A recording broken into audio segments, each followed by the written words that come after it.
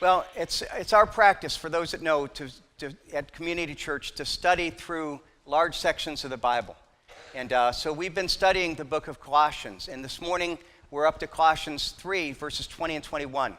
Let me go ahead and read that. It says, in 20, it says, Paul telling children, "Children, obey your parents in everything, for this pleases the Lord."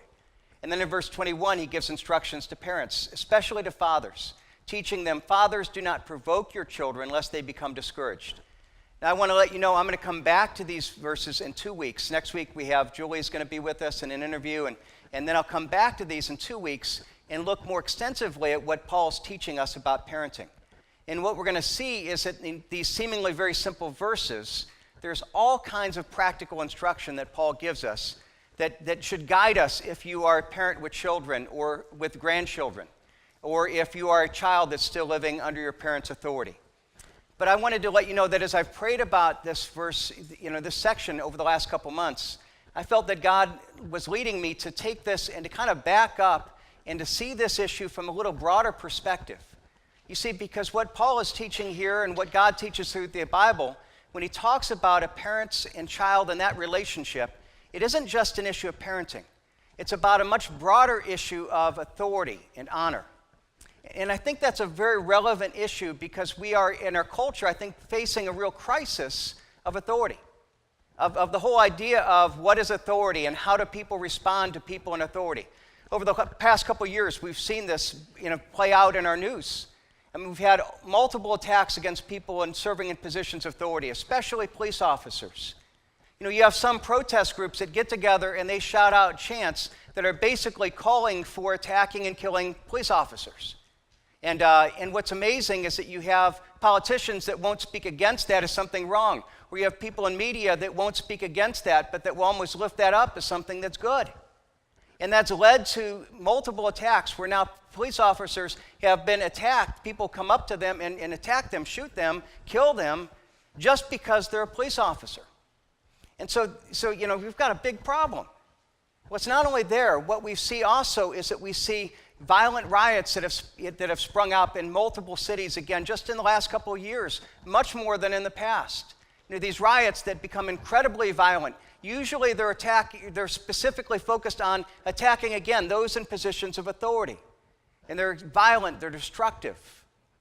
Now, this rejection of authority and this violent spirit has moved beyond just the big issues that would cause the riots. Because nowadays you have even issues where protests, do we believe in protests? Yeah, that's fine to do. But you go to protests, and these protests often now become very violent. So we have, just recently in the news, we have political rallies that suddenly have protesters come up and they attack the people that are there. That's one thing. I'm not saying a statement about I'm defending or saying I'm for a politician. I'm just saying that, yeah, you can protest, but it shouldn't become violent. It shouldn't become something where we, line up and we attack those that are there and attack those in positions of authority that are trying to stop us. We have a problem. A couple of years ago, it was Occupy Wall Street and the whole thing there, which again, it was, something that was an attack against, not just against Wall Street and the 1%, but it was against authority. And oftentimes the whole movement, led to numerous fights, numerous acts of violence, numerous attacks on police in different positions in authority. You see, but it doesn't only end there, it goes even to a more basic level. Let me take for a moment and think about just something at the most basic cultural level of our schools. Back a number of years ago, someone posted something where he compared the top discipline problems in the public schools from the 1940s to today. And here's what he did. He did a little research and just some, it wasn't scientific, but he read through, different things that were written at that time about education. And he said these were the top problems that were reported in the local high schools in the 1940s. The most common discipline problems in the 40s: talking in class, chewing gum, making noise, running in the halls, getting out of turn in line, wearing improper clothing, and not putting paper in the wastebaskets. Now, how do you think that compares to today? You think about today. A problem is, number one, bringing weapons into schools. Problems like school shootings. We have parents or students that are just so disrespectful and disruptive in the classroom that teachers have a very difficult time even being able to teach. problems, drug abuse, alcohol abuse, pregnancy, suicide, theft, assault. Now I want to affirm those that are teaching. It's a tough job. And I'm glad we have people that are there, people that are trying to live out their faith. It's hard, but you have to ask, what has changed? What has changed in the lives of some of the people that are here from the time that, in the 1940s when you were a child, where those were the problems and what we see now? Something has changed in our culture that we see playing out in a radical way in their school. See, and I think it's at the core, it's an issue of authority. It's how do we view authority? See, at the core problem is that we're rejecting authority, and you see it not only in a big way in riots and killing police officers, you see it when you go into the school, and you see a lack of respect for the authority of teachers, a lack of respect for the rules that would be there. Because what we have to realize is that when we deal with the issues of authority and honor, if we attack the concept of authority in one area of life, it will impact our view of authority in every area of life. See, that's what we need to realize, that when we look at the Bible, it deals with this issue as a foundational issue. There's a foundational importance of authority and submission. And to illustrate that, what I'm going to do is go to Exodus chapter 20. And in Exodus 20, what we have is the Ten Commandments. The Ten Commandments are God giving to the people of Israel and giving to all of us that would follow him after foundational rules, specifically to Israel, to say, okay, now we're about to set up a nation, and if you set up the nation, here are some foundational concepts, and if you get these concepts, here's 10 ideas, and if you follow these 10 ideas, you're going to have a healthy culture. The first 4 of those deal with man's relationship with God. The last 6 deal with man's relationship with each other. And most scholars believe that when we look at these, there's a progressive order. So in other words, when you look at the first one, that is the most foundational, and everything flows from that. So when we look at the first commandment, what is the first commandment? The first commandment calls us to put God first. If you have your Bibles open, or I'll put it on the screen here as well, Exodus chapter 20, verse 3, the first commandment simply reads this: "You shall have no other gods before me." This is the beginning of all truth.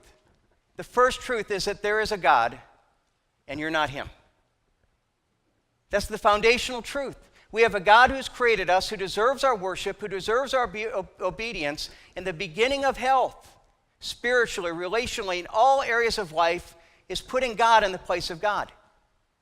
We believe that God has created us with this God-shaped vacuum, that we have this need for a relationship with God, and that he has created the world so that it is created with a structure that when we put God first, when we obey his concepts, our life works. When we don't put God in the place of God, we put something else there. We make something else first in our life, something else what we rely on, something else that we follow its guidelines. What happens is that there's an emptiness in life. We will seek after fulfillment, we'll get it for a moment, but it will ultimately leave us empty.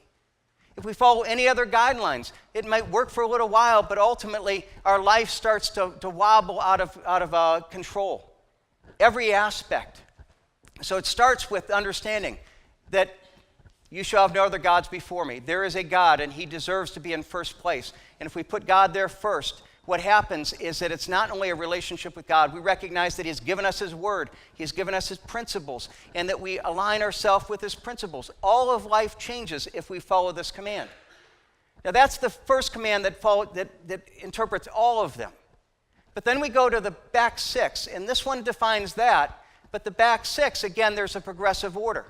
So the 5th command is going to be the most foundational, the most important. And what is the 5th command? It doesn't start with don't murder or don't lie, the things that we understand. The 5th command starts with a command to honor God-ordained authority. Look again, Exodus 20:12. Look what it says. Honor your father and mother, that your days may be long in the land, and that the Lord of your God is giving you. Now what it says here is it's guiding us, honor your father and mother, and it's not just a commandment that relates to family. He's giving us a commandment that guides our relationships with everyone. And he says, okay, now here's the foundation. The first foundation is remember that there's a God, you're not him. Arrange yourself to him. Put him first in your life, not only in importance, but as far as obeying his principles. Recognize that his truth should guide you. Now when it comes to all your relationship with other people, the simple principle is this. The foundational principle is Now, God has established relationships, and in that, he has established authority. And the authority is not the authority that any of us have in and of ourselves. The authority is a delegated authority. So God has established the family, and he has delegated some authority to that. And he's established the state, and he's established the church. And within that authority, what he's saying is now, parents, teach that. Teach that your children respect your authority, and as they learn to respect your authority, they'll learn to respect me and my authority as well. Because if you have that, everything else will flow from that. It will follow naturally. If you don't have that respect of parental authority, of authority and culture, you see, then everything else is going to fall apart. Because who's to say what rules apply? Who's to say, what's right and wrong? Everybody is their own authority. And then the culture spins out of control. Now again, what we need to recognize is that this is a call towards family, but it's a broader principle that's dealing with all authority. It's God saying, now I have established authority, starting in the family, but also in other areas of life. And so it says it starts in the home. It starts there. You model it there. That's where you learn it. But it's to be applied beyond that. Now, here's where I want to come and recognize that if we read a moment ago Colossians chapter 3, and we read Colossians 3, what did we see it said? It said, children, obey your parents in everything. Now here it says, honor your father and mother. And we recognize that in what Paul is saying in Colossians and what's here in the Ten Commandments is a little different. And what's the difference between obedience and honor? And why do we have the difference here? Last week we saw that God called wives to not to obey their husbands, but to submit. And we saw that submission is something that is a voluntary action of someone who is in equal position. Husbands and wives are equal before God. But in marriage, God calls the wife, who is an equal partner, to use her strength, to use her influence in a unique way of organizing that relationship so she submits to her husband's leadership. Now again, we talked about that a lot more last week and what it means and what it doesn't mean. But what I want to point out here is that now when he talks to children, he doesn't call children to submit to their parents. He calls them to obey. Because whereas submission is a statement of two equal parties, obedience is not one of equal. It's inferiority. And it's saying that children are not equal to parents, but there's inferiority in a sense. And I'm not saying that children are inferior in worth and value, because they aren't. What I'm saying is that they're inferior in wisdom and experience. And in God's design, they're inferior in authority in the structure of the family. So it's not something where, as husbands and wives, we struggle together and that we share as equals and we come out with a common agreement where the husband takes the lead. No, that's not the case in a parent-child relationship. In a parent, we recognize that, no, God has placed me in a position of superiority. And I have wisdom, I have insight that my children don't have. And I'm called to take the lead. And now children, you're called to obey. And why is it that as parents we're called to do that? Why are we called to teach our children to obey? For a simple reason. They're born with a sin nature. That all of our children are born sinful. Now, you hear people talk all the time about the innocence of children. Do I believe in the innocence of children? Yes, I do. But the innocence of children is an innocence of experience, not of nature. See, the nature is not, they're innocent as far as what they've experienced and what they've been exposed to, and we need to protect that innocence. But you know what? Our children are not born innocent nature. They're born with a sinful nature. They're born with a rebellious nature. I mean, simply put, anybody that has children, how many of you, one of your first words of your children was no? How many of you taught your children how to say no? I mean, I want you to teach you how to rebel and how many of you taught that? I mean, we didn't teach that. That came naturally.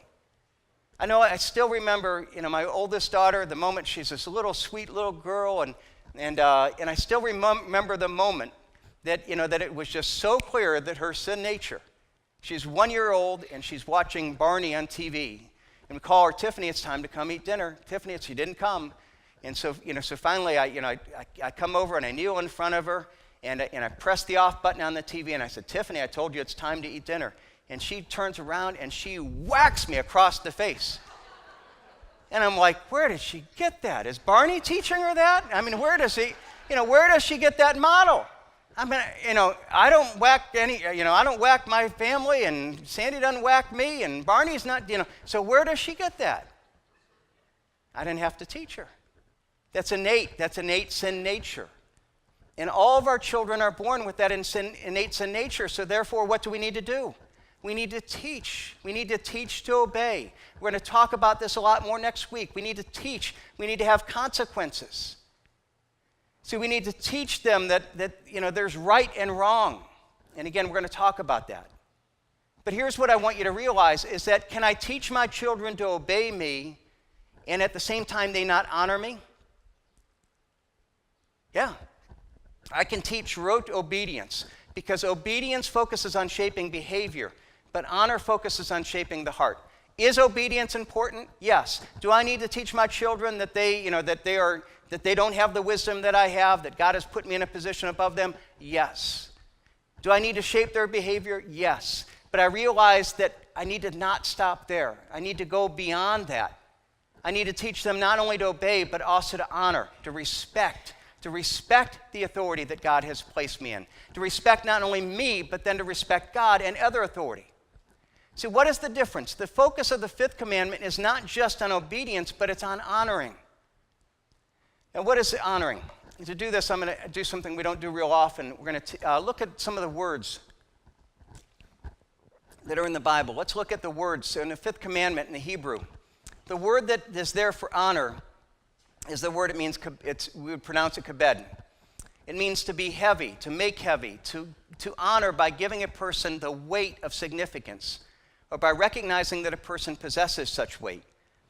Now, when it means about honoring, what it's saying is that the word here has this idea of weight, of heaviness. It's the same word in the Old Testament used to describe the glory of God. There's a weightiness of his divine majesty. And so to honor one's parents, therefore, is to give the weight due their position, to give them the recognition that they deserve their God-given authority. To honor is to esteem and value and prize. To honor is basically, again, it's to give the due weight to their position. Now, we use this terminology today. I mean, have you ever heard someone say, they don't give me an ounce worth of respect? Right? We use that same terminology. We have this idea that respect and related to weight, to weightiness. So if something is, not worthy of respect is light. If something is worthy of respect, there's a heaviness to it. And see, the idea here is that when we look at this, what is right? Well, should we get an ounce? Well, yeah, an ounce. Well, a pound is heavier, and 2 pounds, 100 pounds is even better. But what was being called here is that God's saying, no, children honor, they're deserving of a ton of respect. We are called to have tons of respect for our parents because they're in a position of honor. Now, the opposite of honor is dishonor. And so just as the fifth commandment calls us to honor our parents, it forbids us showing disrespect, that lightness, so that when we treat our parents lightly, so that this is a common problem that you look at, children, that oftentimes today, what will happen? Parents will tell them something, and there's a dishonor. They'll come back and they'll just, not only disobey, but they'll do it in a very disrespectful way. Or you can obey in a disrespectful way.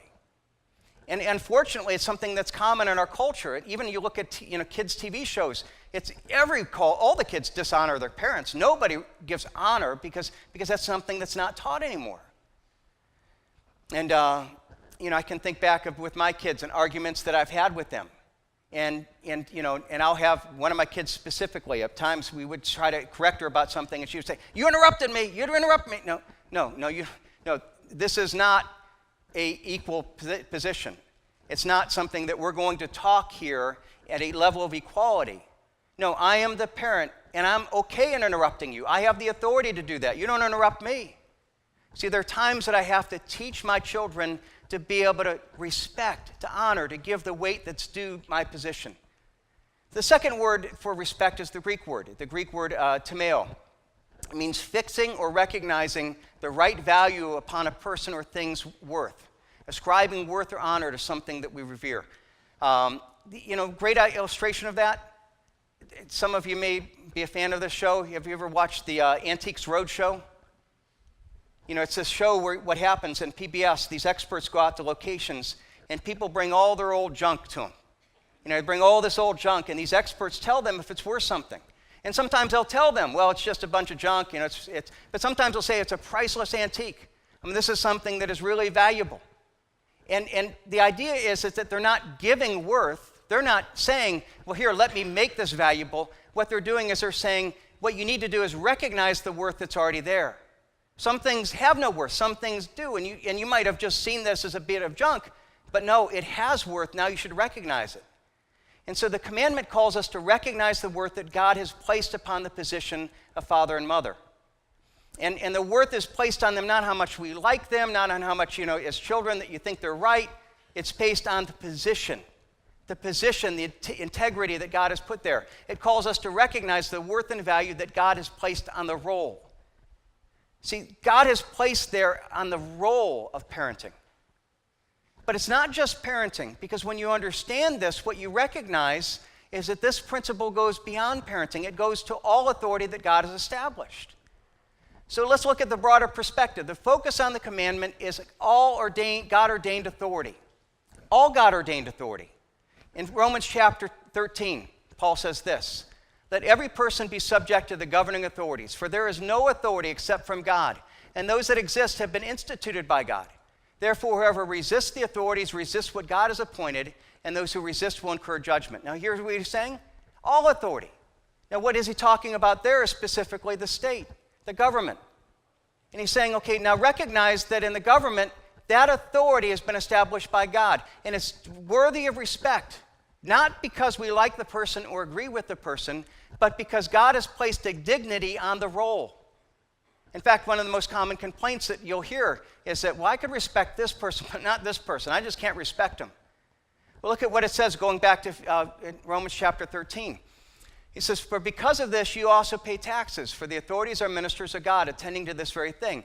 Pay to all what is owed them, taxes to whom taxes are owed, revenue to whom revenue is owed, respect to whom respect is owed, and honor to whom honor is owed."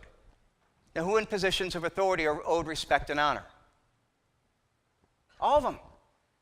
Not because of the person. I don't necessarily have to respect the person or their views or their actions. What I need to do is respect the position. And recognize that when Paul is writing this, who is the guy that he was writing about? Caesar, specifically a guy named Nero, who was probably the most perverted, the sickest individual that basically has ever held that much power in human history. He was a very, very sick, very dysfunctional person. And Paul's saying, give honor to whom honor is due. And is he due honor? Yes. Because he's a good person? No. Is because he's because he's respectable as a person? No. But because his position. So I will respect the position of those in authority over me. And that's important. The first one then is the state. The second one is the church. That God has established the church as an authority that has some degree. Now again, what you're going to see is that each one has a limited authority. It's not over all things. The state has limited authority over a specific area. The church has limited authority over a specific area. The state is now trying to tell the church that we have to change our views on things. And you know what? When the state steps beyond what God has given them, we're going to continue to obey God. So what you see in the state, or the church, 1 Corinthians, or 1 Thessalonians. "Now we ask you, brothers, to respect those who work hard amongst you, those who are over you in the Lord, and admonish you. Hold them in the highest regard in love because of their work. Live at peace with one another." It calls us to respect and give honor to those in positions of church authority.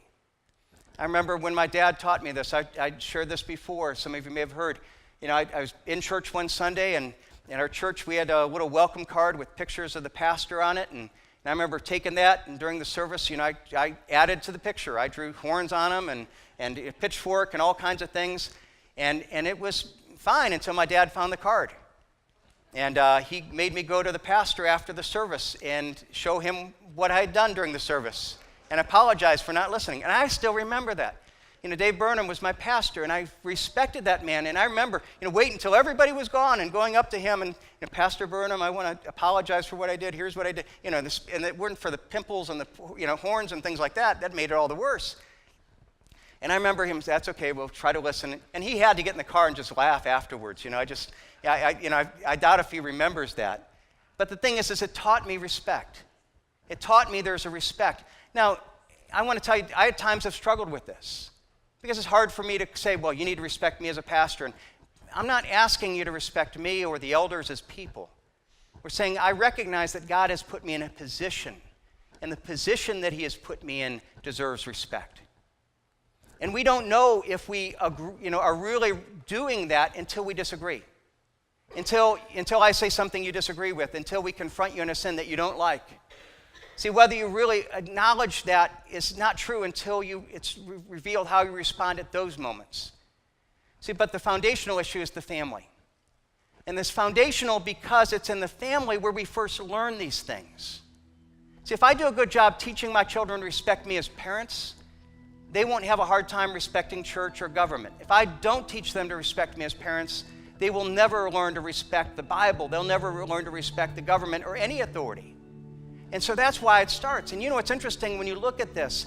This is how big of an issue it is. Several times in the Bible it talks about the problems that we would face and the way that a culture denigrates as it becomes more and more lost, more and more sinful. And I want you to notice that in 2 passages, what they list is part of the problem. Romans 1, it talks about all these things and talks about all this decline into all this various sin. And look what it says in verse 30. People, they're slanderers, haters of God, insolent, that's terrible, haughty, boastful, inventors of evil, disobedient to parents. And you sit there and you say, well, all those other things seem so bad, and disobedience doesn't seem that bad.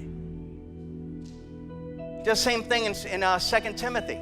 2 Timothy talks about the end times and all the terrible things are going to happen. Understand this, that in the last days there will come times of difficulty for people to be lovers of self, lovers of money, proud, arrogant, abusive, disobedient to their parents, ungrateful, unholy. And you sit there and say, those don't seem that bad. But they are, because if we lose this, if we lose the idea of the 5th commandment, honoring your father and mother, you see, then we lose the whole concept of respect and honor and authority that holds the culture together. This is vital. It's vital that we understand it. It's vital that we live it out in our own lives. It's vital that we teach it to our children and grandchildren. It's vital that our children learn to apply it. Now, very briefly, let me give just closing thoughts, a couple practical steps of application. Real briefly, how do we do this? We're going to go back through a lot more in a couple weeks. But number 1, we need to teach our children through our expectation of respect. I want to tell you, I struggled with this and totally messed up early as a dad. Because I would teach my children to try to say thank you to other people, but not to me. Because I felt like, well, I can't demand that of myself. And, I don't want to lift myself up. And what I realized is that I was teaching them to dishonor the position that God had put me in. And as parents and as grandparents, we need to be able to teach our children through the expectation of respect, that God has given us this position. And we're teaching them not because we're saying, you need to respect me and I deserve this, but the position that God has placed me in deserves this. I teach that expectation because that's a way of teaching them to honor God. Second of all, we need to model submission to authority in our own lives. See, that starts with modeling it in submission to our authority to the Bible. I remember, people that I'll talk to, and they will. I remember one family, and she was not married. She was living with guys she's not married to, and she comes to me and she says, I'm really worried about my daughter. She's going out and dating, and I'm worried about her being sexually involved. And I'm sitting there thinking, okay, now you're trying to teach her to be sexually pure when she's looking at your life and seeing that you're not. When you disregard God's word in your life, why should you expect her to obey God's word in her life? See, we need to start by saying, am I modeling submission to God's word? And then, because again, if I'm teaching my children, obey me as I obey God, if I'm not obeying God, then why should you obey me? It's not only that, but it's also how do we model submission to other authorities? How do we talk about governing authorities? You may disagree with them, and we'll talk about that disagreement, but you should always do it in an attitude of respect and honor. Because if we don't, see, we're undermining the whole principle that God has given us here. Lastly, we need to model respect and honor within our own families. Part of what that means, if you're married, that means you show honor to your wife, you show honor to your husband, that you show them the honor, as we talked about last week, that God has given them that role, that you honor your parents and grandparents, that you honor those that are in positions, you talk well about each other, that you model an attitude of respect all the way through as they see those things. And hopefully they see them and they live them out. My friends, we can look at this and this seems to be really, really simple principles, and it is, but it's foundational. And if we don't understand these ideas, you see, then the whole culture begins to get out of whack. So it starts with recognizing that 10 commandments. God, you made me, and I need a relationship with you. We can have that through Jesus Christ. And as I put God first in my life, then to say, okay, God, help me to follow the principles. And the first principle that relates to each other is, now I need to, children, honor your parents. I need to teach that to my children. I need to model it in the way that I respond to authority. And as I do that, what does it say in that promise? God will bless me. God will bless us, and we will have long days in the land that he has promised us.